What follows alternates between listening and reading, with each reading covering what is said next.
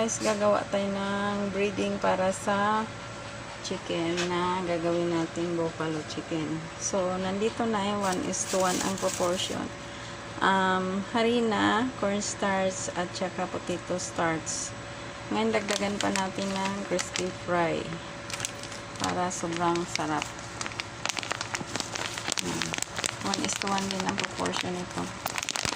Bali, 40 balls po lahat.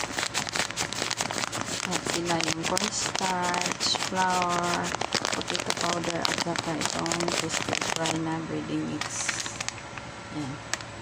Tapos dagdagan pa natin ng konting konti lang. Kasi ayaw nila ng maanghang. Tapos ito. Kasi gusto ng sobrang lasa. So, dagdagan pa natin ng magic sarap. At saka pampakulay. Paprika. So, i-mix lang ito guys. Tapos, dito na ilublob yung chicken mamaya. Tapos, iprito. So, example this one. Ilublob na dito. Then, iprito guys. So, mamaya, pagka-prito nito, sauce na lang ang kulang. Bali, dalawang fry ang gagawin.